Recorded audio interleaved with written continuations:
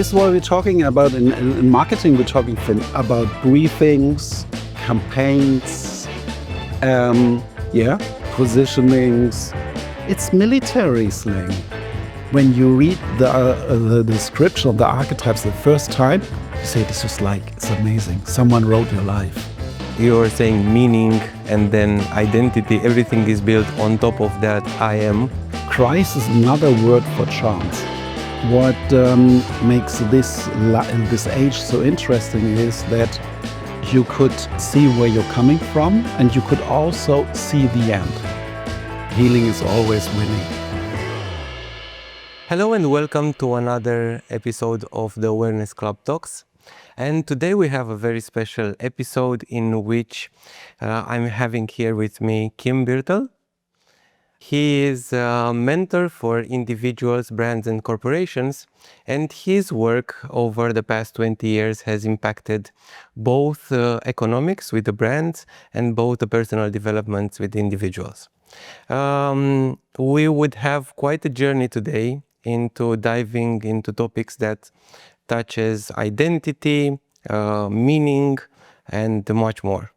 So I'm glad to have you here. Oh, thank you so much for having me here.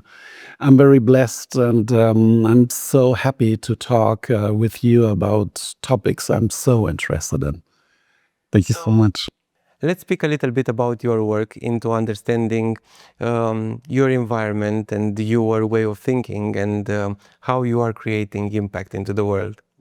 So I would say to create the frame from where it started, because I know that it started in a business environment and then arrived into a more personal and now doing one or both, or give us some context about it. Thank you so much. Yes. I think each of us, we all have a life theme we are working on. And my biggest question in life was always, who am I? This is where I come from. And there's some biography reasons for that. So I'm still following the path of finding out who am I. And in this way, I developed and experienced a lot of things about identity. And this is what I'm working on with people, organizations, and helping them to understand why do the world need them. It's very interesting because this is my topic as well, and I think many of us have this question of who am I? It's an existential question, and I think it's the root of everything that comes on top of it, where you're saying meaning and then identity, everything is built on top of that I am, which in the end we were also discussing in the past episodes that I am is the only thing that is not perturbed by the limitations of the mind, because it represents existence itself. What answers did you find in the I am question? I think as humans, personally, we all have one goal. Just to do the best we can that we will live on as human beings. So from one perspective, I think that we all have the aim to follow our path and develop more competences and talents about that, and to exchange these experiences that we, at least as humans, survive. So we are invited to identify on which question we were challenged.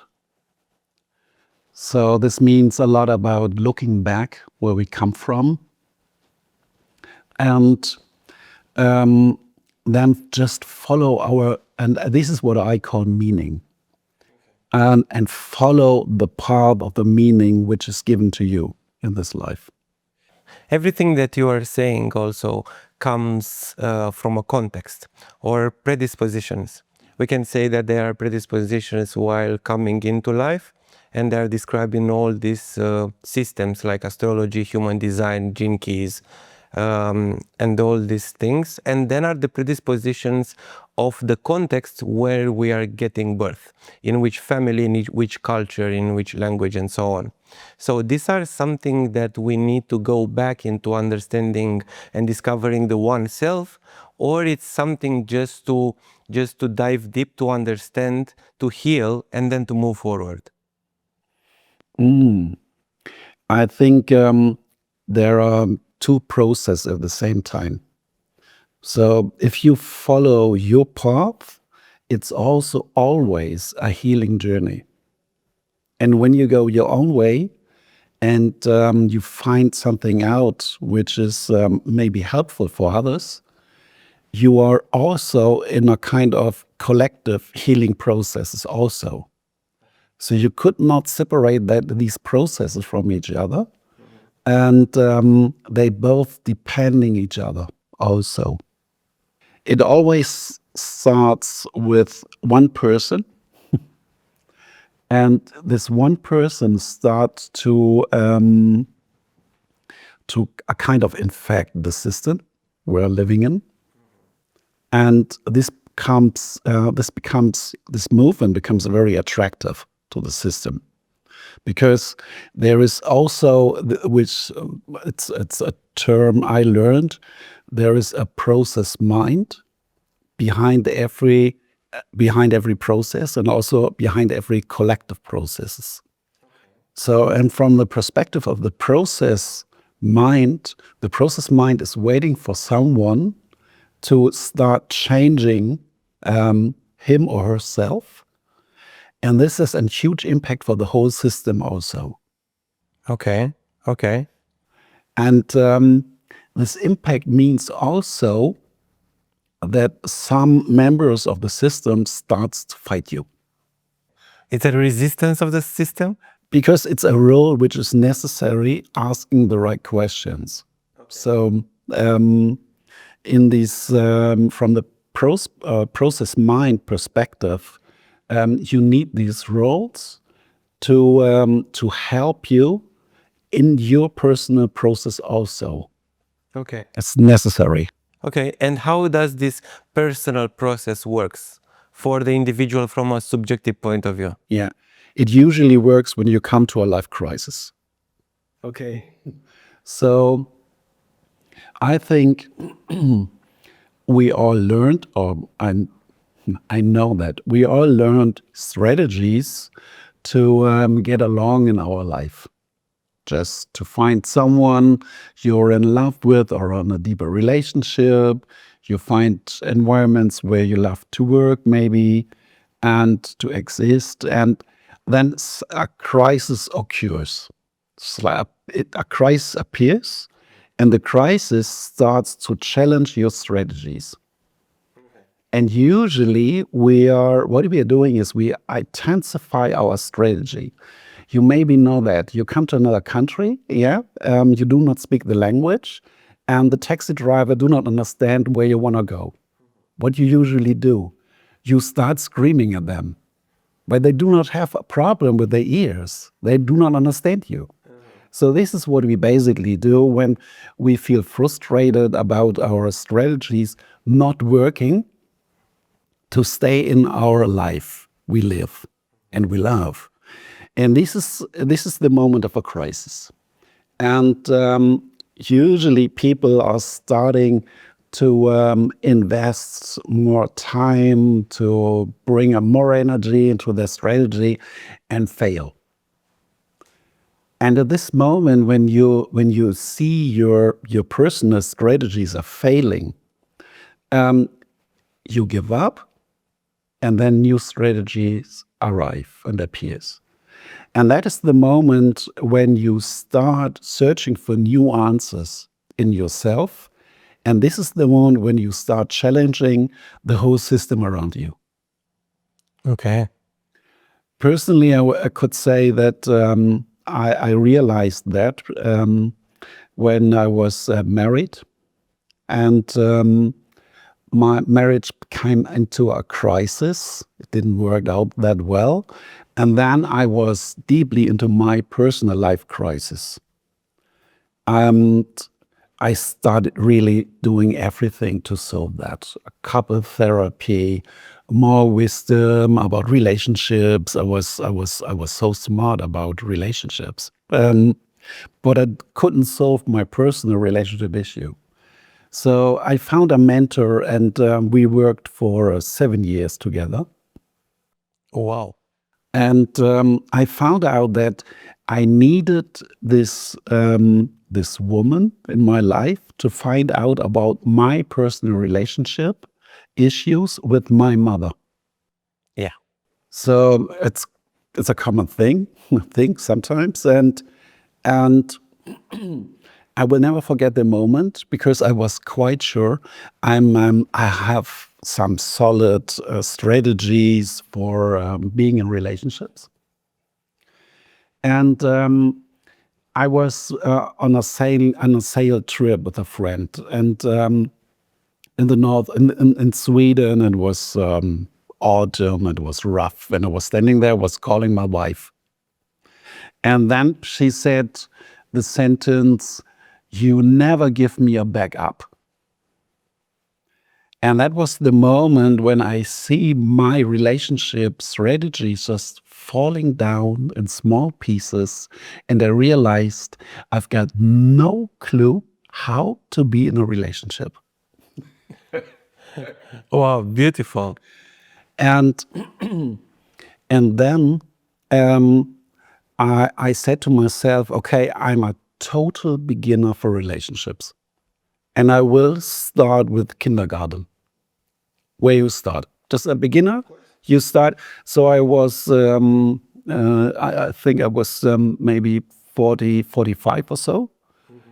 And I realized I've got no idea how to be in healthy relationships. Wow. And I start from the beginning.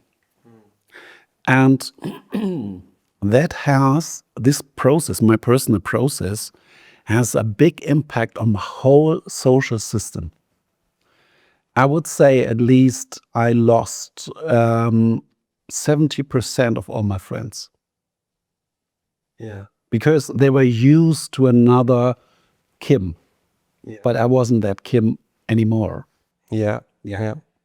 And It was also something related to being true to yourself, yes, finding your own truth, and then when you stand up from a sincerity point of view, people, and it goes also into people pleasing and to falling into boxes in order to be part of a group or part of a community and so on, no? totally. I was used to the belief systems. I'm not allowed to ask for anything. Oh, wow. Okay. Yeah. So, and I had to rework that. I came to that point when I was 40, 45 or so. And I think I managed a lot of life crises before, but this one had the biggest impact. I become the biggest beginner in relationships. I met my new wife. We are luckily married, and we're together since 12 years. And we both work on our personal relationship and our relationship we are in. And funny fact, I'm now working as a mentor with couples in crisis. I find it beautiful, and I find it, if you start from kindergarten and you build it up, you need to have some flourishing moments. So how does people that we are having in our lives? You are saying that 70% of them disappeared, of your friends, and this is having a meaning that we are having people in our life that are reflecting back what we need to experience, what we need to pass through, and what we need to learn. So while we are changing the perspective into coming towards ourselves and to changing something inside, those people are not anymore relevant. alongside with the fact that they don't relate anymore to the new Kim, as you are saying, but also they don't have what to reflect anymore from the old identity, no? Yeah, yeah. And they have questions for themselves. This is how with my personal progress, I changed also my social environment around me. Because sometimes in the friends who stayed, um, we had some deep talks about relationships, and they were questioning their relationships and so on and so on. So this is what I want to say. It's just like it starts with one person who has to go through a life crisis and find new answers, new strategies, new ways, and then just by living them, start to change the environment. Naturally. Many people are speaking about this 40 crisis. Do you think that it is at this around this age a point in life where you question again yourself, and when this type of crisis arrive? Yeah, it's quite common. It's not a life crisis as we usually think it is. What makes this age so interesting is that you could see where you're coming from, and you could also see the end. Usually, we come out of a phase of building things up, just like, yeah. Some of us are having children, having families, and looking for environments and houses, and they had to work, and so on and so on. And usually at this age of maybe your mid age, yeah, you made it. The children are getting older, they're safe, and they're okay and fine, and they do not need you so much more. Okay. And then the question appears, what's about me? Finally. Finally. Yeah. Yeah. And then you are questioning the journey you were on. And you could see the end of the journey already. Yeah. So it's to me, it's not a crisis. Or what I want to say is just like crisis, another word for chance. Okay. Mhm. So it's maybe also a kind of invitation to ask. Opportunity. It's an opportunity. Yeah. It's an opportunity to ask the right question about your personal development. And what is your approach now? Because you're saying that now you're working with couples and with relationships. So what is your approach now, today? When I work with couples, I usually do not work with couples. I work with I make a one-to-one session out of it, and the other one could join. Okay. And the interesting aspect of it is you find out who you are, with whom you are together. Yeah, because I see a lot of people who are kind of blind or have some blind spots about their relationship beliefs, about the roles they're playing in relationships, and so on and so on. So imagine just like I've a room when I'm working with couples, so plenty of time, and one of them is joining and watching, and the other one is working. And I do a lot of constellation work, and we found out how this person, on which kind of patterns and beliefs and so on, this person Behaves, yeah. and what this person believes and experienced, and so it's more a kind of finding out who are you with. Passing through this journey of rediscovery, let's say, there is always the chance that what you will discover will not align with the person that you are next to. Yeah, absolutely. In a proportion, how many times the people are getting back together and how many times they are splitting? I would say in 9 of 10, they stay together. Oh, that is that is quite interesting. Yeah, but because a lot of them are realizing that they brought into unsolved issues from their parents and grandparents into their relationship, and it's got nothing to do with them. Yeah, the patterns that they were having in the childhood and remain with them. Yeah. So it's a kind of free yourself as a couple from all the issues you brought in. Beautiful. Now, because you are mentioning the constellation work, I would like you to describe for the people watching, what does it mean and how does that work? It's a quite simple method. To explain it more practical, maybe if I would work with you, yeah, we'll be in a room and I will ask you what kind of question, what is your question you want to solve, and we put that question away. Then I will have some papers, and I will write. The first paper is me, and I will like you to find a place for yourself in the room, just by intuition. And then I will place you into your me, and then I will ask what appears, what shows up, feelings, people, and so on. And for each of these aspects, I will make another piece of paper. So maybe you're happy, we find a place for the happiness. You're sad, and so on and so on. I call this the downloading phase. And then I will allow you to step out of that, and we will both have a look from the outside. Okay. And so what you see, and this is the clue about constellation work, you find a place for each of the roles and the voices and beliefs and so on in you, and it has a place in the room.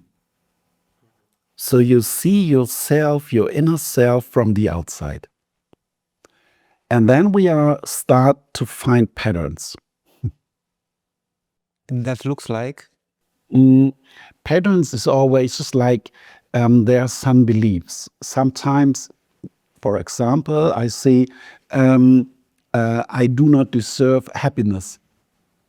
So the happiness is very far away. Yeah, I'm more the sad person. This is me. I invite my mentees to do some steps into happiness and to see what happens. And then emotions comes up, just like I'm not allowed to, happiness is not good for me, and so on and so on. And then I ask who is related to that feelings.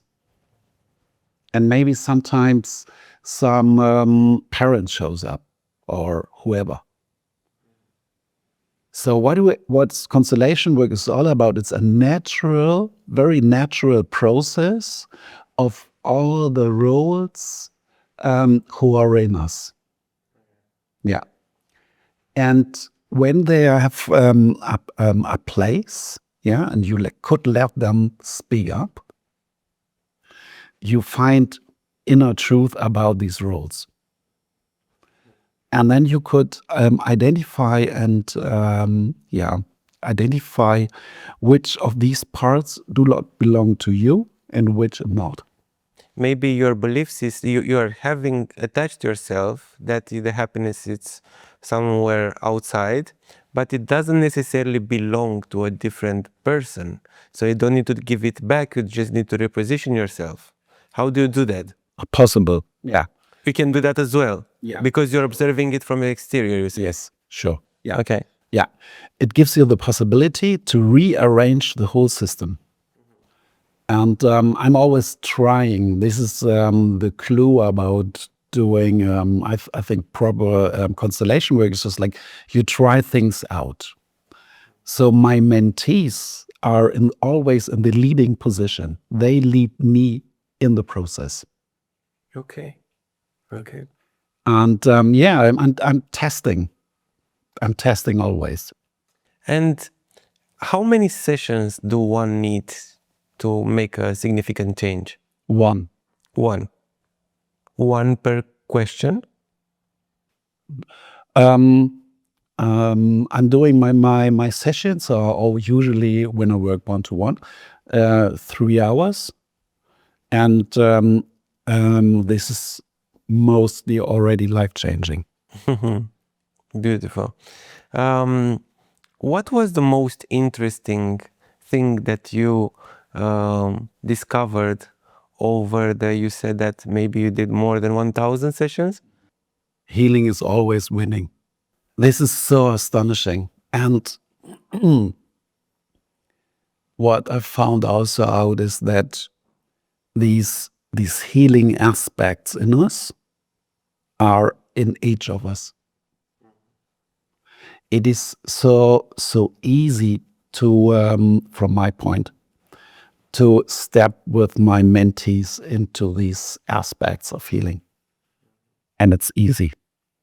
Because actually healing, it's a process of giving the shadow away, which the shadow is on top. So it's not building something. It's actually coming back to your essence. Yes, absolutely. Yeah. Sometimes you need the shadows, you need these, and you still believe you need that. It's part of your identity. Yeah. And finding out that it's not you, it's so easy to give it away or to give it back and, to live another life. And also for somebody that is very skeptical in this, because for somebody that is very pragmatic, very in the material world, they will think like, okay, I'm going there and I'm putting some papers and how does this even function? Why does it function? First, I want to say I love the skeptical. I love the critics. They're amazing because it says, I do not believe you.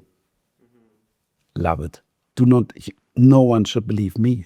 It's because I'm not the owner of the process. And it was my idea also. It's a natural process. So I'm not important. I'm just, on my perspective, I'm a facilitator of a process. That's my job. And I truly believe that it has to, there must be an impact of that work. Because it's not a philosophy round or, yes, we're not like that. It's a job. And it needs, there has to be an outcome.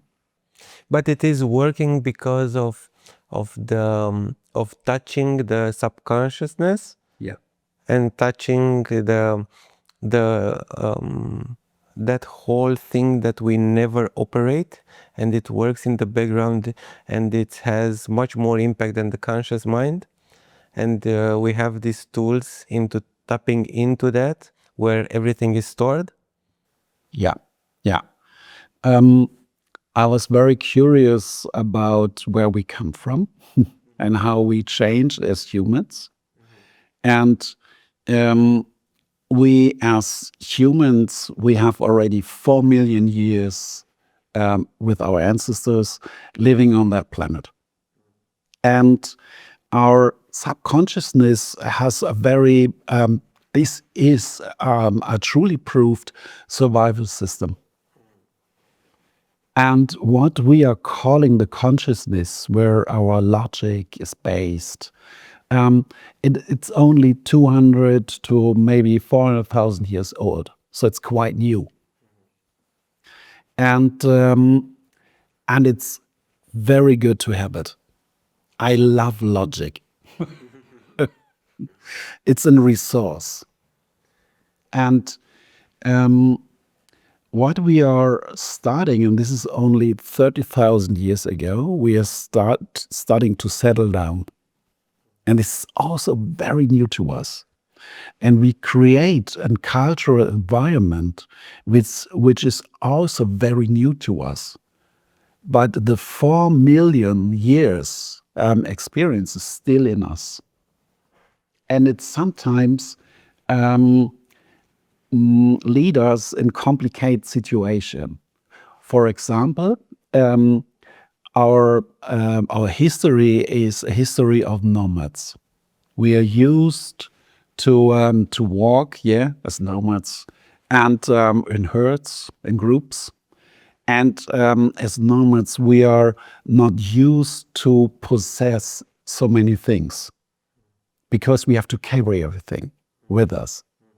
So we are very careful about, do I need this? Do I need that? Because it's heavy and we have to carry it and so on and so on. Yeah. So nowadays, we found out it's like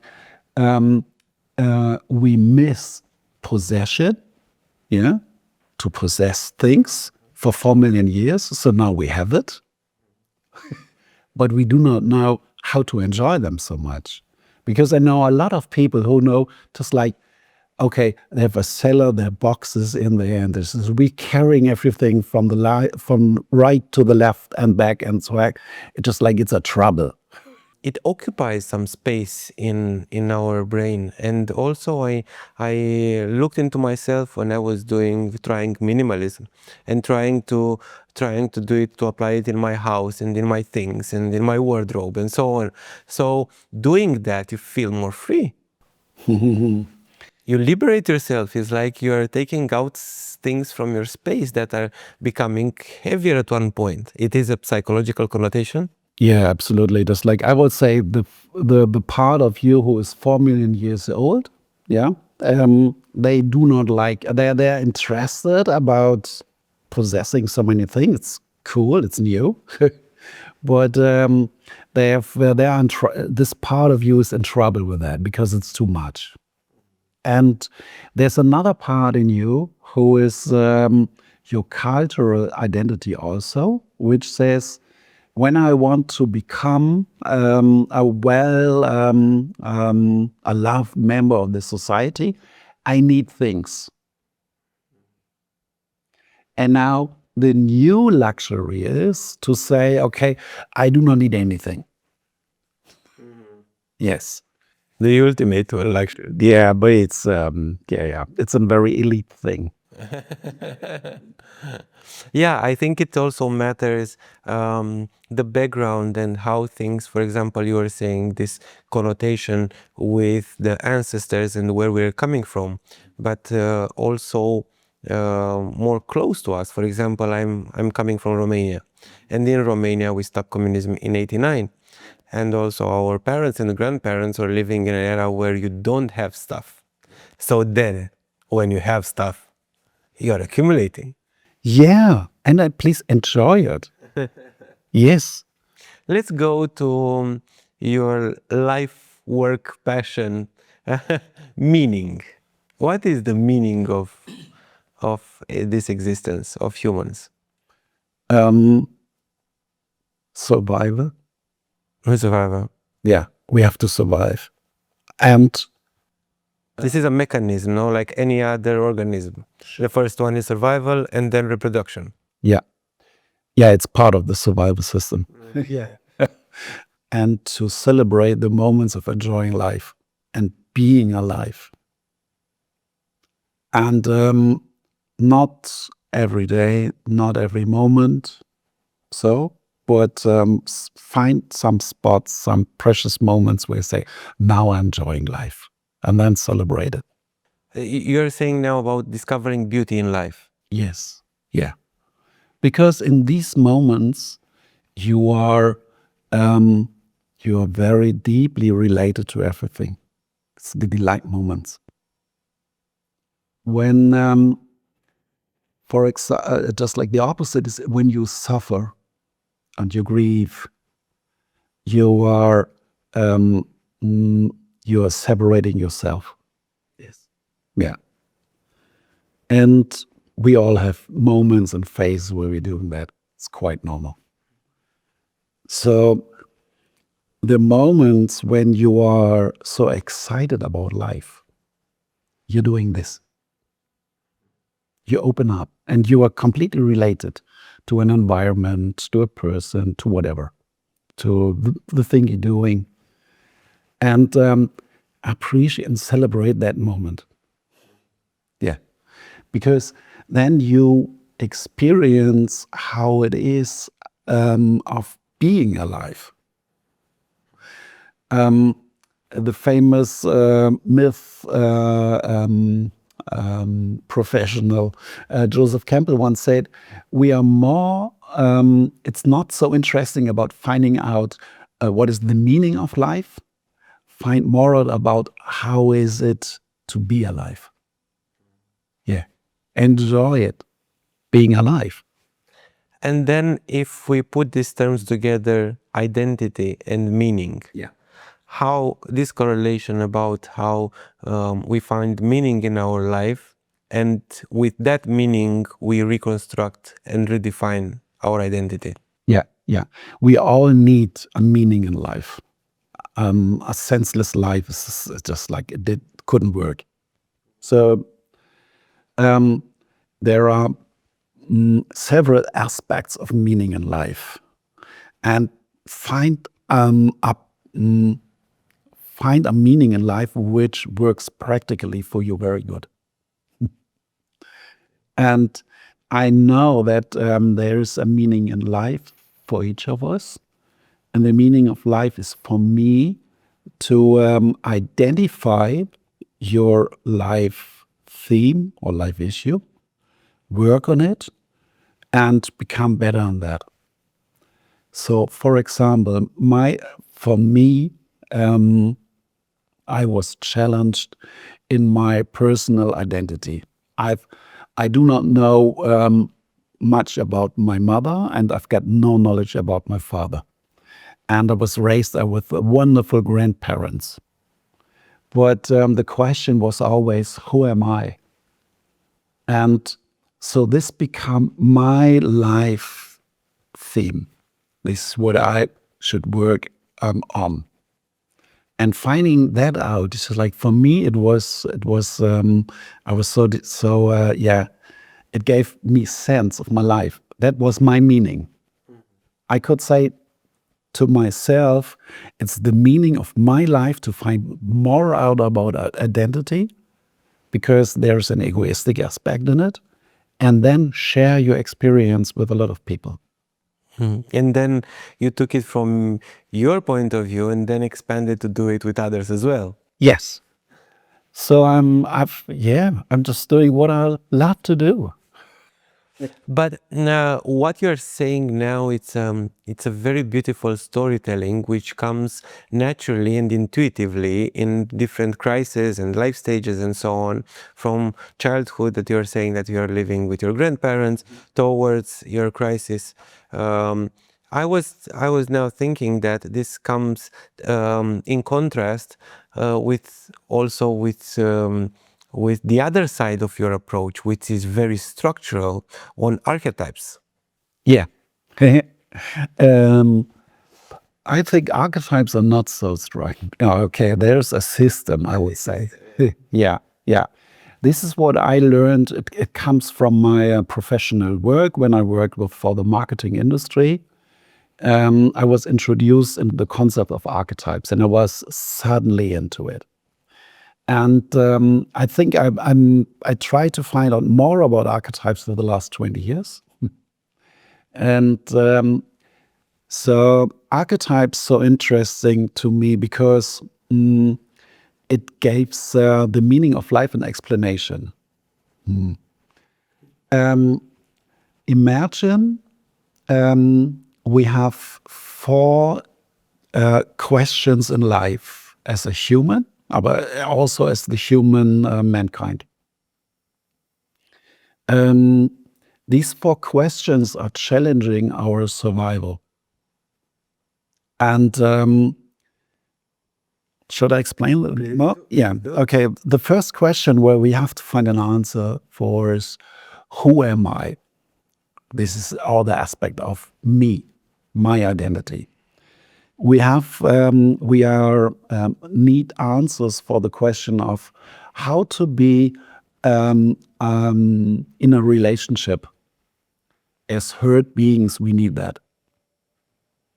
The third question is about what gives me stability, and safety. How do I get this chaotic world into control. And the fourth question is how to gain new experience, how to be brave and doing some risky things, to experience new things in our life. So these are the four questions. And we are not starting with each life to find answers. We already found answers since the last 4 million years. And these answers are translated into archetypes. And archetypes are symbols or myth figures who have some own beliefs and some own solutions for the question. And so you could say that all the personalities we have in us are also related to archetypes.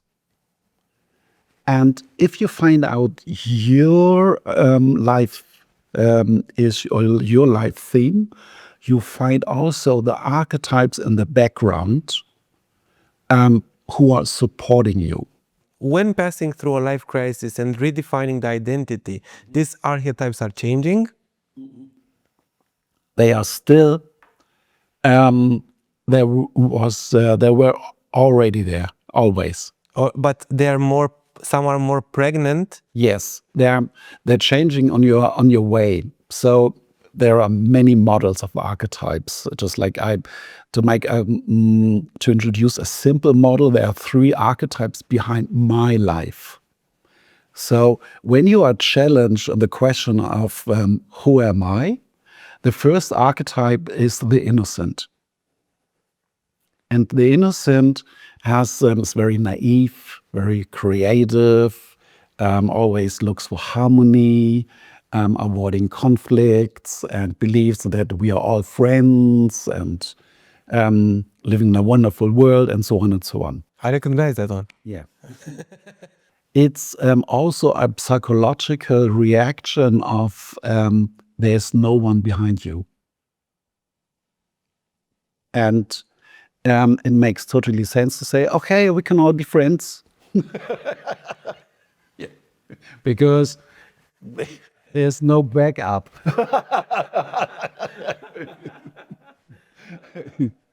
So beautiful. And but then you experience that there are conflicts in the world. So you usually go into a life crisis, and another archetype in my life appears, and it's the explorer. And the wisdom of the explorer is the answer of your question is somewhere out there in strange concepts, books, beliefs, but also geographical, just other countries, and so on and so on. And you start exploring. So this is what I've done also. I went to so many places. And at the end of all this, you see the archetype of the sage. And yeah, this is what I really I'm stepping in now in my life, becoming more and more the sage. But it's not a model of you're giving something up and something new is coming. Just like ask my wife, the innocent is always there, and also the explorer. So, what you are saying, your model, you have created your model, no? Yeah, yeah. Okay. How did you do that? First of all, and do second, why there are so many? Oh yeah. There are thousands of models. Of not models of types, yes. Oh yeah. There are thousands of archetypes. But you, in your model, there are 40. Yeah, 48. 48. Yeah. I just researched where which models are there and which worked for me perfectly, which make more easy to work with. So For example, these three archetypes of the innocent, explorer, and sage, I've got a model working with. There are 4 more of each in the background. Okay. What I want to say is archetypes do not determine what is your life was all about. Just like I said, I think it's nonsense to say I'm the sage. That's nonsense. And I think it's more profound to say I'm following that path. So, and it gives me more. It's a really good. It helps me on my way to say, okay, this is me. This is what I want. Has to follow. This was so satisfying for me. Doing that. How does this help in a personal development process? Yeah. So you find it, you relate to it, Yeah. you pinpoint maybe other archetypes that you're manifesting or experiencing at different stages in your life. And then when you have a clear perspective, how does this help? Yeah. It helped because I know what I'm interested in. And I'm not so challenged by other opinions that you need more structure in your life. And you are always just like flipping from that to that, and you're always so curious, and you have to be more focused, and so on and so on. And I could easily more find out and say, yeah, but that's me. So it's acceptance? Totally. Yeah. It's all about acceptance? It's all about acceptance. And how do you use them when working with people? And how this expands to brands and organizations? Oh, it's amazing. But thank you for that question. I work one-on-one with people on this archetype model, or just helping them to try find out what is their path. When you read the description of the archetypes the first time, you say, this is like, it's amazing. Someone wrote your life. Yeah, makes so many sense, so much sense to you.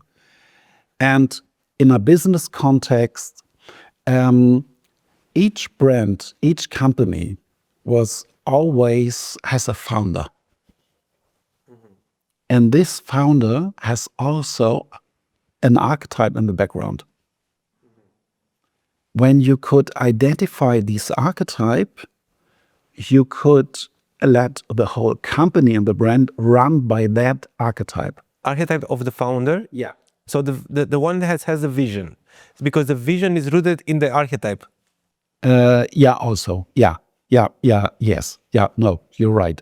For example, if you do an analysis of the founders of Nike, yeah, you find the archetype of the hero and / athlete. Okay. This is what they have done. And then they found out more about the beliefs of the athlete. Okay. How is the symbols? What is the core story and this is what Nike is doing. I want to come back to this, but first, I know that also for a founder, it's very important to detach his identity from the brand identity in order to let it grow as a distinct entity and not to identify with it anymore because it's restricting it, no? Yeah. I think you find the meaning and the vision and of a brand in the identity of a founder, and then bring that into the leading position, and then the job of the founder is done. He's more a representative or of the idea. Okay. But then that's it. So a person that is creating, let's say, 3 brands, all of them are rooted into the same or can be governed the same? Yeah. For example, I invented a social serve project, and behind that foundation is the archetype of the innocent. It's the pure innocent. And that helps people who are joining this foundation to work on that idea. And now the organization, I found out 3 years ago that the organization is not developing anymore. And I made an analyze. And I found out I'm the problem. I'm the wrong one in the leading position. So I took myself out. And the organization is growing. And it's perfect because the idea behind is so clear. So the idea do not need me anymore to develop. When I founded another company, and behind that company, you could see the archetype of the sage. Okay. So it has to do with your life stage you're in. You are just stepping into the sage, you are saying. Yeah. But you still can create a brand that is having the archetype of the previous ones? Yeah, sure. Yeah. Still? Yeah, because it's me. I feel it. You feel it. Okay. You are creating them in order to manifest that part of you? It is like also like an initiation, internal initiation process with oneself? Yeah, absolutely. Yeah, absolutely. It's a personal process and it's a group process. It's a group process when you give it to the world. Yes. Yeah, because the world is reflecting on it. Yeah. Okay. And I'm just now I'm a facilitator of that process. I'm asking always myself, what does the system need to grow? What can I learn from the critics? Okay. Yeah. What can I learn from the supporters? This is on a personal level, but then I would like you to give us a perspective of how you do this with brands. What I'm doing is when you identify the archetype in the background, you could, let's start it this way. Each archetype has an own belief system, an own story, own symbols, own colors, own expressions. And if you bring that on stage, people unconsciously will recognize the archetype in the background. And then they feel safe because they say, I know that. Okay. So what Nike is doing is just like working on the archetype of the athlete. And the athlete has one simple message to you. When you are trying and you are ready to give up because you're totally exhausted, you can do it. Never give up. This is so old. This is 4 million years old. When you were hunting, when you're running for your life, whatever, there's something in you is saying, "Oh no, you don't give up." It's all about survival. Run faster. Yeah, it's so old. So if you see that as a narrative, yeah, how is the narrative going? It's just like each athlete is just like starting like this. Yeah, I'm very good. Then you break, you're really close to break out because I couldn't do it. And then you get up again and then you succeed. So this is the Nike swoosh. So what Nike is doing is in each aspect of the brand, they're representing the archetype of the athlete. Very consequent.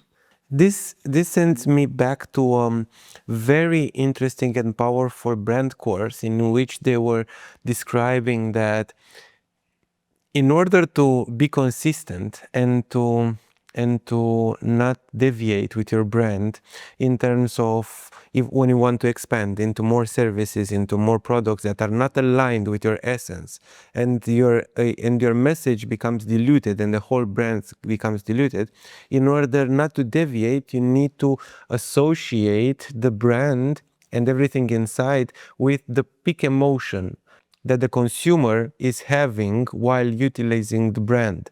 Now, putting that into the context of what you are saying, that means that peak emotion is representative for the archetype. Yeah, absolutely. Definitely. Yeah. And the appearance of each archetype is changing in the time we are living in. Adapting to the circumstances. Yeah. So we have always to rework that in questions of design, communication, and so on. The core always stay the core. Always. For Nike, it will always be the athlete. The appearance, the design, the surface, and so on will always change because we are changed as a society. Yeah. But the core is the core.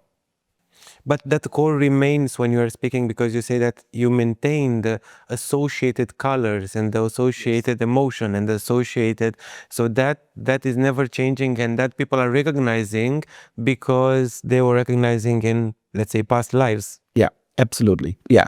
For example, me representing the archetype of the sage, the story is quite simple. You have to find the sage. You know, Star Wars is like to find Yoda. You need it's a long journey. Yeah, many adventures, and then finally you come to the cave where the sage is in. Yeah, and you're waiting, and then the sage came out, and he's never giving you an explicit answer. So if you're asking, right, it's should I which way to go? Yeah, left or right? I said the way will for whatever. Yeah. I said okay. Long journey for nothing. Yeah. So what it says to me is just like people have to find me. So what does it mean for social media, for example? When I would say maybe standing in the middle of a marketplace, says, I'm the greatest sage you can find, I'm a charlatan. Yeah, see? So, and this is so old. This is so old. Okay. But we have to redefine it so to make it visible in nowadays. Yeah. Okay. So now coming back, putting what we were saying about the brands into perspective of one individual evolving all the time and always redefining ourselves, how this process comes back into our personal evolution and enhances us, because we are discovering new facets of who we are, and then we identify with them, forgetting and actually changing the past, because there is no past and future, only an eternal now. So it is this question of recreating something that is creating something, the brand, that is redesigning our identity. And so it's a personal development process all over again. It's just that you are playing with the external world, or you are just keeping it for yourself, as it's a personal crisis. Yeah. You have to share your experience with everyone because it's a group process. You're not allowed to keep it for yourself. Beautiful. Yeah. Can you tell us more from your experience? I know that you're working with the biggest brands possible, and working with them, what did you observe and what is interesting in this process, and how you were guiding them, and some maybe even interesting results? Because I think it creates a much bigger perspective rooted in reality, because it's not only theoretical. You were doing this for the past 23 years. Yeah. Yeah. Usually they invite me and they have typical questions, just like we need more, our sales are in trouble or whatever, or there are some conflicts between parts and how come do so. And to be honest, I do not listen very carefully at this point. because because it always in the end it's always the same question. We forgot why the world need us, We forgot again? why people need us. Okay. Okay. We lost our track. We do not know what is the meaning. of our company brand, work, whatever, products, so on. So I'm usually starting with the people in the room personally first. Because when companies are in problems, you start working with the people first. Because it's a personal. First of all, it's a personal issue. I'm not successful anymore. So before I start working on aspects of success for a company or group, I work on aspects personally. Okay. What does it mean for you? You're not successful. Meaning with the It's a personal. First of all, it's an individual issue. with the management, with the CEO, CFO, and all the board. Yes. Okay. Yeah. You fucked it. How does it feel? This is where I'm starting. Okay. To work on that. And when the people or the management team found out more about what does it mean for them personally not being successful in this moment, yeah, they could learn and grow. And when you reach a point where everyone in the room has said, okay, yeah, we learned a lot personally for myself out of the situation, then I start working on the situation. Okay. Yeah. So this is where everything starts. But cannot be a dissociation, meaning that the people, for example, in the management are happy, but the company is going down? No. When the company is going down, the management is in trouble. Yeah, no one is satisfied seeing their work is not working. Okay, So there's also always a personal issue in it. yeah, it was coming to me an example, but it's not the best one, with Boeing, on which they're having a management that were putting more and more bigger and bigger salaries, and they were quite good, but then the company was going down into many different places. But that is also a more political, governmental implications. Yeah, but there's a coincidence because when you're paying yourself more money and more salary and so on, and for your personal, and yeah, you want to avoid the moment to say you're not successful anymore, because they're going home said, I must be a top manager because I earn so much. So it always starts with the person, with the individuals, with the personalities, with people who are running companies, always. Because when you are not finding satisfying answers for themselves about the situation, they always try to blame someone else. Yeah, say it is like, yeah, the market, whatever, the stupid customers, name it, the whatever, dumb sales department, whatever. Yeah. Or just like, we have to fire the agency. Yes, but you can do so. Sometimes it's a good opportunity and a good choice or decision. But if you try to avoid this, you will never find a good decision. Yeah, work on you as a person. So this is what my personal program on companies is to change the perspective of being a manager and becoming a facilitator of group process. So this is a differentiation that you are saying, or in your interviews and where you appear, that it's a differentiation between the industrialization epoch and our days. Yes. Yeah. We are now living in a complete. What I'm saying is just like, what I'm talking about is that a lot of our management models are coming out of the time when we just invented the industrialization. So, for example, aspects of finding a position. As a brand, you need a positioning. I hate that. Why you hate that? Because I will explain. You will see some more aspects on the old theory of economy. Okay. Because, let's go back to the beginning of the industrialization. They are the big companies. Yeah, they invented the big companies. And there was no management staff who run these companies.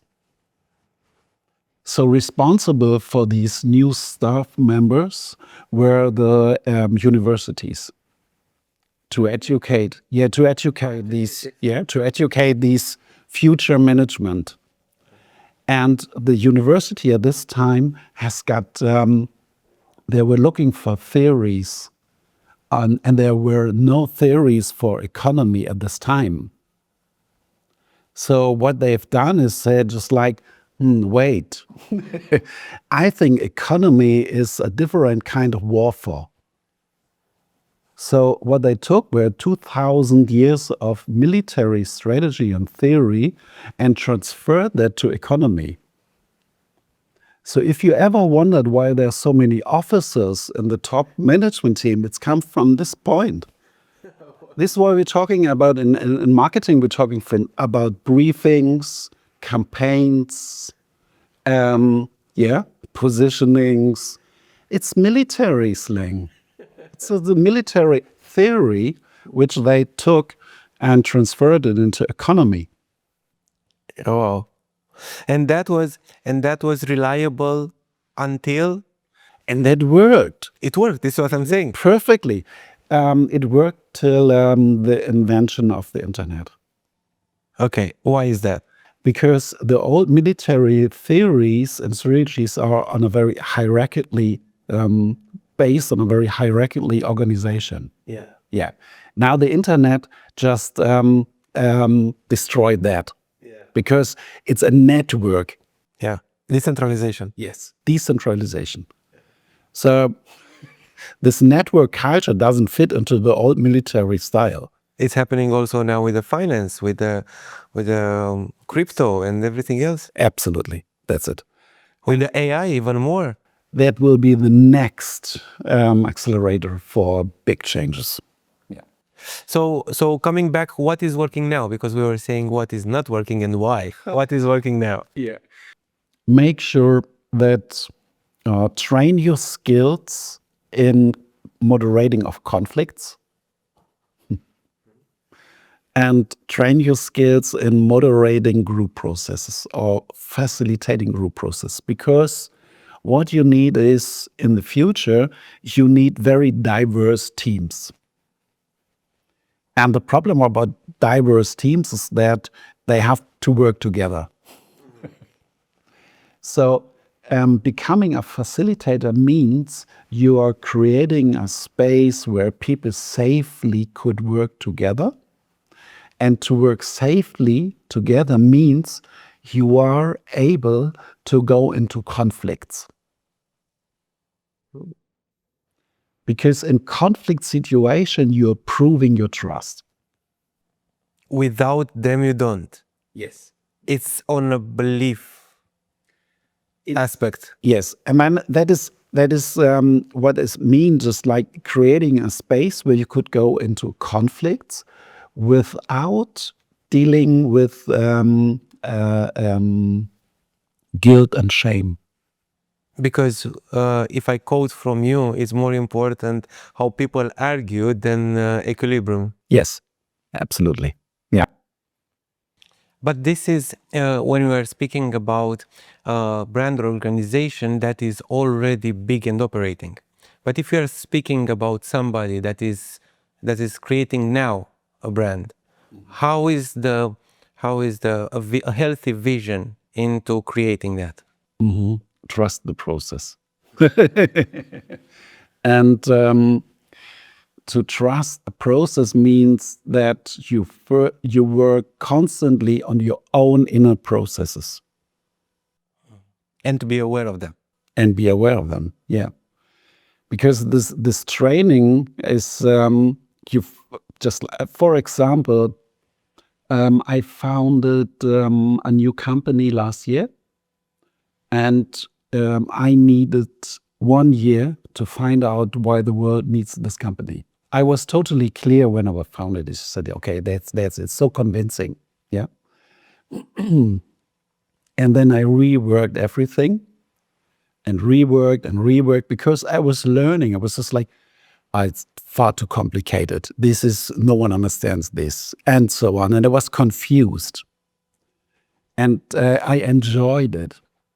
I enjoyed the moment of totally confusion, and I got no idea what to do. And then I found out that it's in me. It's my inner process. I am innerly confused. Beautiful. The mirror. Yeah, it was completely a mirror. And then I worked on myself, and now I see myself much more clearer. And now this company is, now we are focused. We are on track. Beautiful. And to expand this conversation, what does it happen now when so many people are losing their meaning in their lives because the jobs are taken out by the AI and all this worldwide process of readapting to what society is becoming with all the disruptive technologies? Yeah. It's interesting that you mentioned meaning in life and job in the next aspect.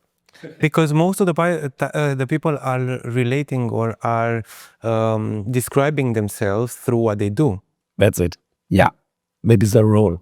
That they identify with. Yes. Yeah. And so the principles of economy just went through everything in life. Even when we're talking about meaning of life, next aspect is job. Yeah.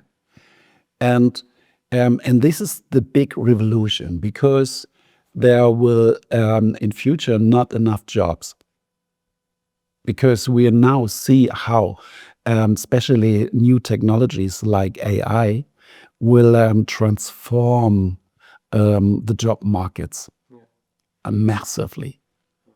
So what we have to do now, and this is really a big step, to rethink about the meaning of being in a job in society. Yeah. It's all this discussion about the universal income that is making more and more plausible, while compensating not only with AI but with robotics that will fulfill complete tasks and complete chains of production. Yeah, totally. It's it's without any alternative. We have to go that way.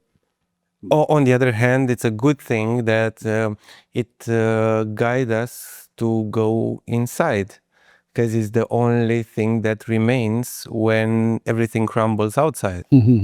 Yeah, it's always a good part to look at inside and see what happens in yourself. And I think what you described is the bigger process in the background is, to me, the question of who we are as humans. I think what we see now is just like a huge human identity process. This is what we are right now in, because we found the questions that we come up with questions. One question is, as humans, who we are. Are we the species who destroys the world? And this is the question in the background: who we are. Are we the ones who are so addicted to war, violence, and just like occupying every resource we have? Or are we the most social, competent species who is able to be in a good relationship with everything? Yeah, and this brought me to the a topic that I was hearing a few days ago about neutrality and about being neutral with the stuff that are not aligning to our vibration, because once you are interacting or putting your attention on them, you are feeding it. And it's also a trigger that represents that is present in your life as well at a different stage, of a different, I don't know, spectrum, or in a different proportion, let's say, because maybe you don't like war, but you are interested all day long to look at news about it, and you are afraid of it because you are manifesting it with other people and with your approach to other things. So if it would not be a trigger, you would not respond to it either in a defensive mode, either to get involved in it. Yeah. This is when I was trained as a facilitator by an organization. The name is Process Work Institute. And what we learned, and they work worldwide, and what we learned about war is, do not underestimate how some people love being in a war. Because to fight for your life is also an aspect of being very alive. Yeah, and sometimes when you come up with peace, yeah, it's not a great opportunity because you are missing the point of being alive. And this is definitely not a word for violence or whatever. Definitely far from. But it says, if you are so, try to find that out. If you are looking, just like you're watching all the news and you're scrolling through your Instagram feed and you're always just like being kind of war scenes, you are now realizing in this world and so on, ask yourself how's about the peace in yourself. Maybe there's something in you which is really more than interested. It's not these shocking moments. Maybe it's these just like, wow, that's very powerful. And maybe there are some aspects you are missing in your own life. Yeah. And also this, on a broader perspective, it's this American dream and everybody wishing to have money and to have success and so on, and picturing how it will be to arrive in their position in their life, but not realizing that that is not the real game, because the people that arrive in those situations are not the most fulfilled, or not at all. And this comes back to the discussion of what we are chasing in life. Yeah, that's it. We are now totally confused because we are lost the big idea. What is the most motivating idea to do what we are doing and to give our energy and life in it? Yes. And coming up with the industrialization, the big idea was you could become a consumer. And a consumer is someone, and that was a big change in life, because coming with up, you see it in the story of Galerie Lafayette. Galerie Lafayette was a completely game changer, because till that, it was quite common that you step into a store. There was a barrier. Behind there was the sales guy. Yeah, and behind there was the products. There were the products. So you have to ask to see a product. And it was quite common that you never step into the store without money. Galerie Lafayette was, all the products were there. Everyone was invited. There was no barrier. You were allowed to walk through all these shelves and touch the products. So they changed the game? They changed the game. And this is why Galerie Lafayette was a symbol of wealth, and everyone was invited. And that was the birth of the consumer. You could become a consumer, and a consumer is king.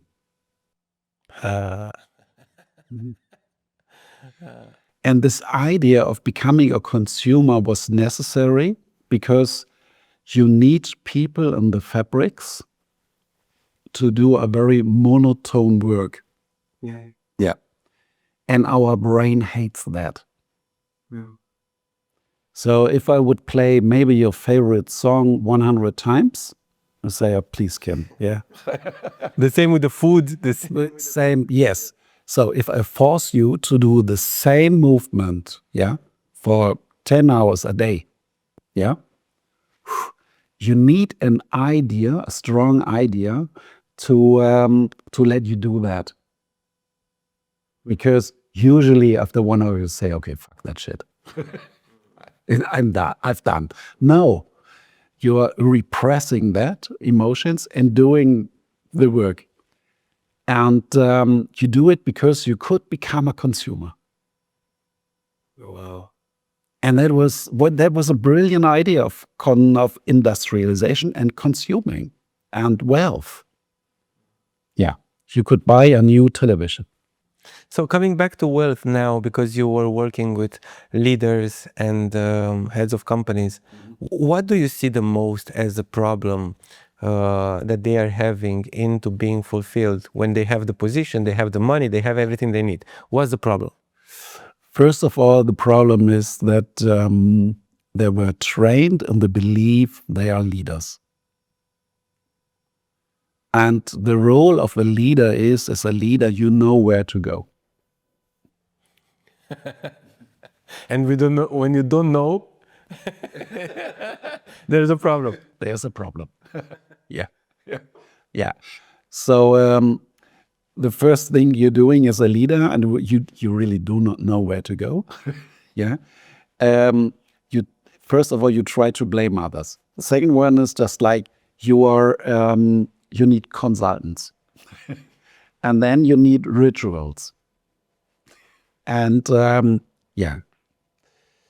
But at least, so this is the biggest task actually for leaders, to say clear and like, I've got no idea where we're going. So, but as a group, we couldn't work on it. It's a group process. And everyone is invited. That is a big leap of humbleness.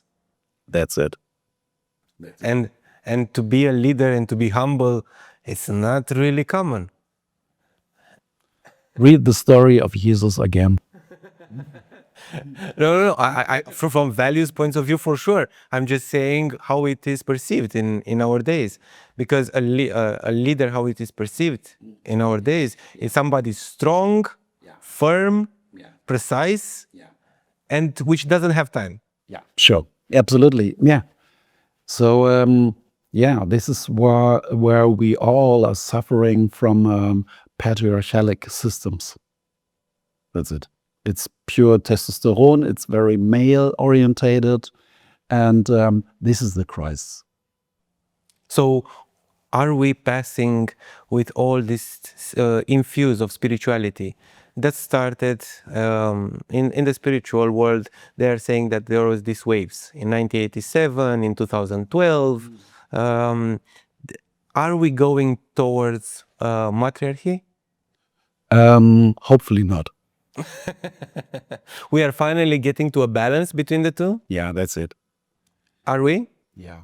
Because on the other side, why I'm asking, because everything that is related to the feminine energy, it's more receptive, it's more spiritual, it's more aware, if you want. So this is why I am associating this shift that is happening now into more on a feminine side, and with the masculine side trying to resist and keep the power. Looking back 4 million years, yeah, we have a male and a female principle. It's a principle. It has got nothing to do with sex. Yeah. And these kind of principles, energies, however you want to call it, yeah, always be equal to each other. They're dancing together. Yin yang. Yeah.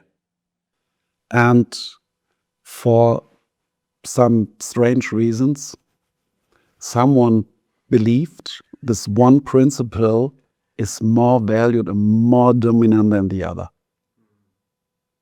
It couldn't work. It's completely strange. It doesn't make, from a natural perspective, doesn't make any sense. Yeah. So this is the big aspect of identity process in the background. Yeah. To rework that strange idea. So when you would to say industrialization follows more and male perspective or male principle, yeah, and thinking more in systems, environments, is more a feminine energy or aspect, yeah. You see them fighting, actually. And it's not a fight against them, it's the trying of heal that and being like this. It's a dance. To come back to be a dance. Yes. Mm. Yeah. Because also healing itself, it's on a feminine side. Yeah.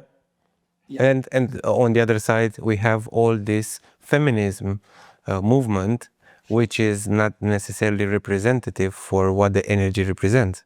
Totally, it doesn't make any sense. It's completely senseless. And this is what we are suffering about in every aspect. Yeah.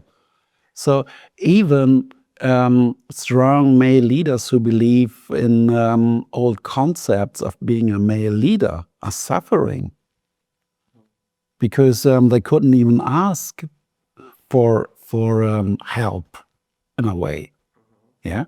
And they couldn't even invite diverse groups into a process because it's just like, this is not a male concept. Yeah. Yeah. So think about the concept again. Yeah. Now, arriving here, I would like to ask you how the ocean is showing you the way. Because this is a very personal thing. It is definitely, yeah. You see, when I was very young, I watched all the films and documentaries about Jacques Cousteau. And I always want to become Jacques Cousteau. Always. The explorer. The explorer, totally. And I want to dive deep and find new things and so on.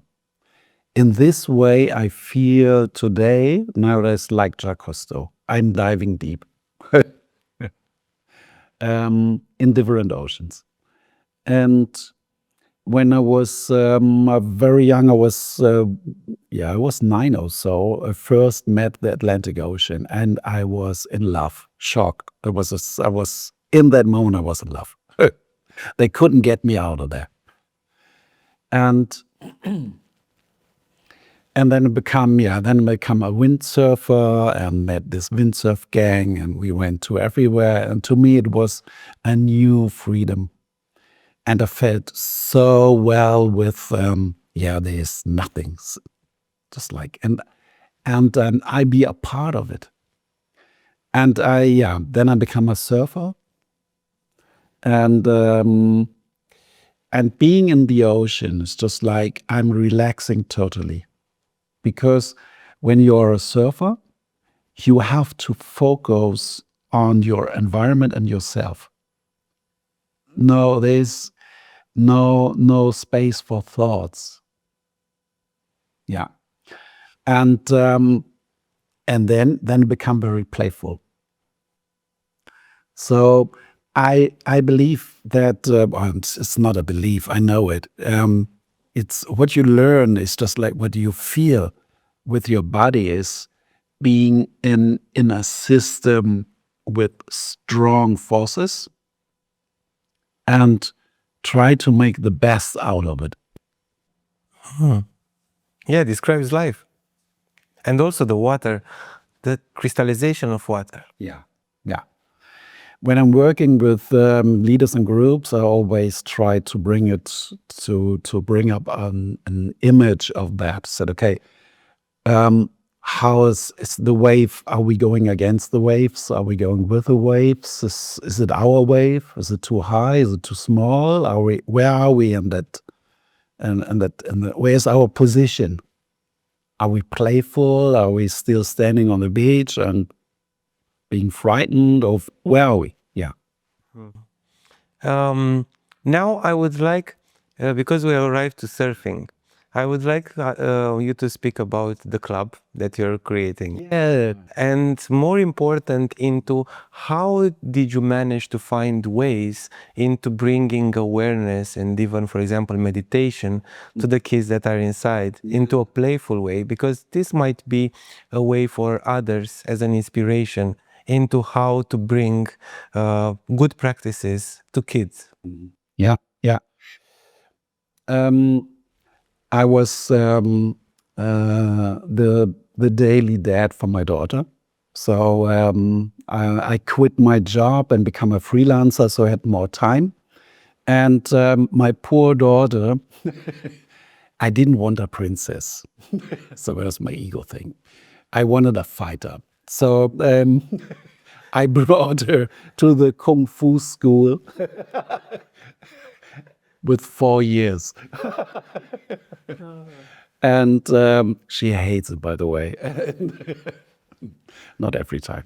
And so I met a lot of children in these classes, and I was really touched how hard their life were.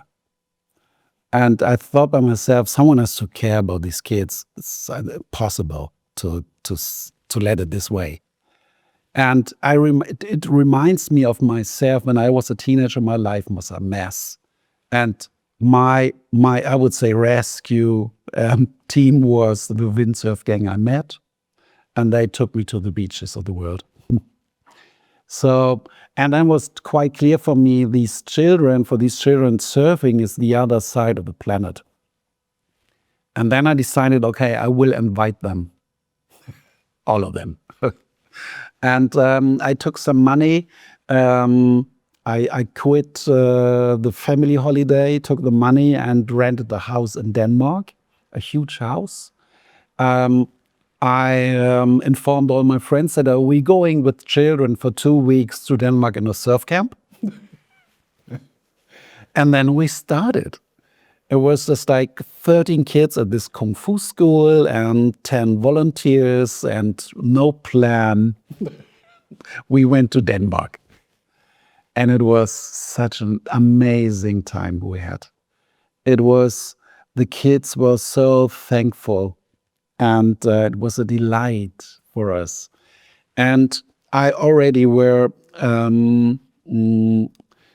very aware of my own personal leadership concepts, and I trained them there also. How to deal with conflicts without guilt and shame, and so on and so on. We are celebrating each step forward. And one aspect was like teaching them new skills, and we use it, and we use the theme of becoming a surfer. This is beautiful. So, for example, we were usually in our camps, we have a movie night, and we're watching a film. It's called Mavericks. And Mavericks is all about a big wave surfer. And for sure, it's amazing. Yeah. And then, for sure, I would tell the kids, okay, next day, huge waves are coming in. We will have our Maverick here in Denmark.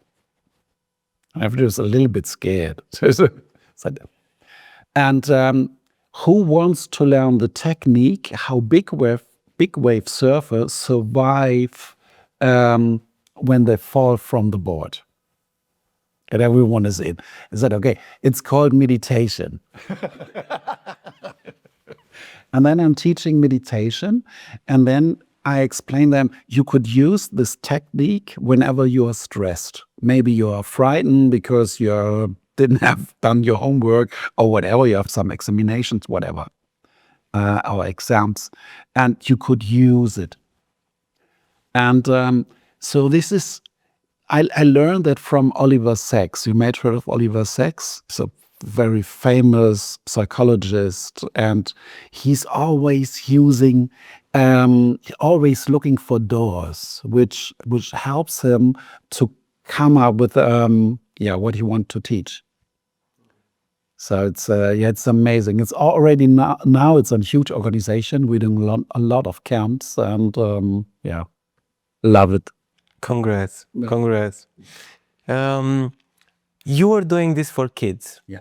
Now doing it for the people that are watching us. Yeah. What would you transmit to them into the path of awareness, of self-inquiry, of personal development? Whatever niche do you prefer? Yeah. What would you transmit Kim today? What does he transmit to the world? Yeah.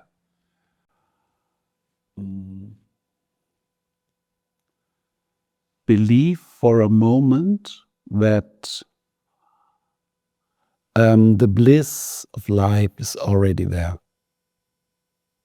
And if you couldn't see that in that now, you can work on it, and you are not alone.